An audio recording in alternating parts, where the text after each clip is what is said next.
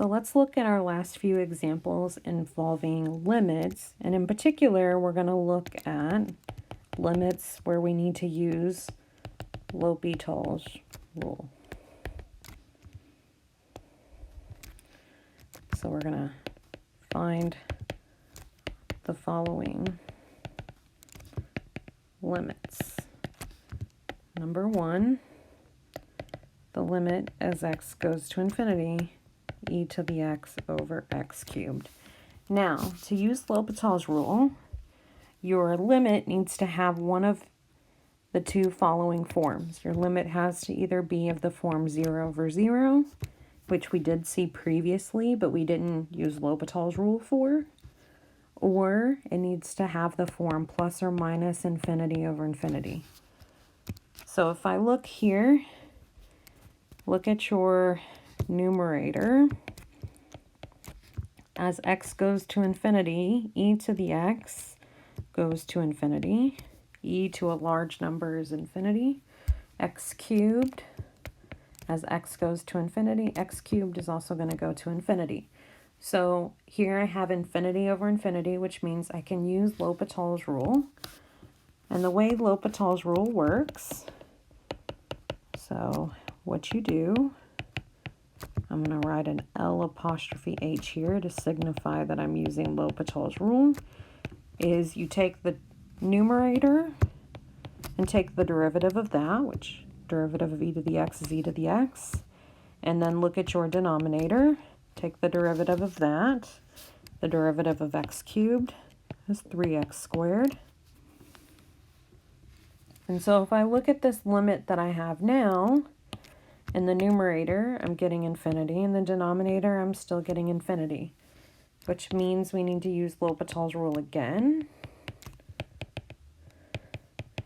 So take the derivative of the top, e to the x. The derivative of the bottom is 6x.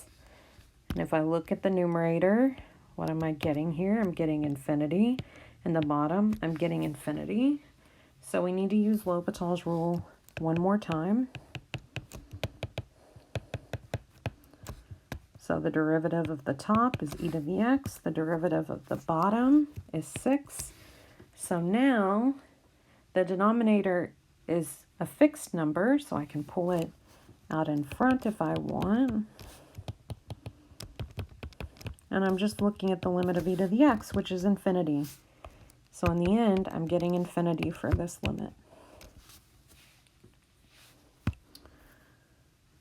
Let's look at another one. So I called that one 1. So let's look at number 2 now. The limit as x goes to infinity, ln x over x squared. So I'm looking at the limit as x is going to infinity.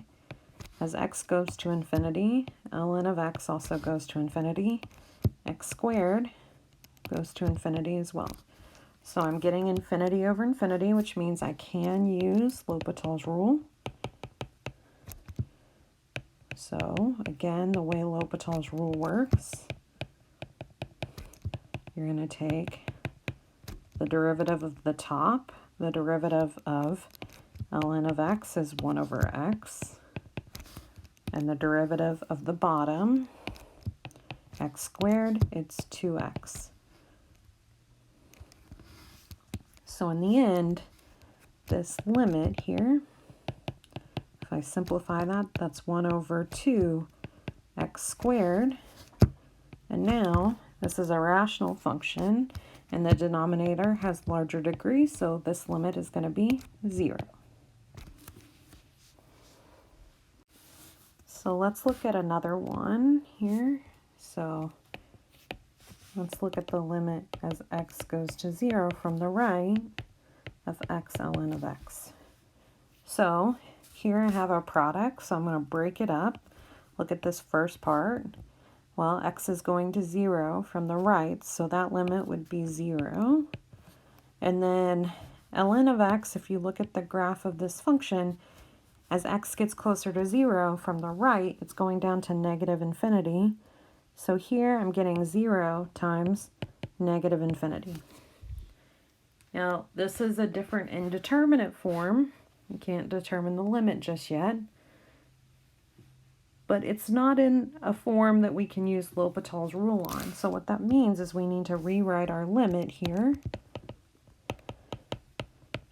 as, I'm going to rewrite it as a quotient. I'm going to bring that x to the denominator as 1 over x. So those two limits are the same thing. And now if I look here, I'm getting negative infinity for the numerator. And I'll get positive infinity for the denominator. Which means I can use L'Hopital's rule now. So let's use it. The limit as x goes to the 0 from the right. The derivative of ln of x is 1 over x. The derivative of 1 over x, remember that's the same thing as x to the negative first, and do your power rule. It'll be negative 1 over x squared. So if I simplify this, if I bring that bottom fraction up, it'll be a negative, and flip it, negative x squared. So I'm getting the limit as x goes to 0 of negative x, if I simplify it, and now I can plug in 0 and get 0 for this limit.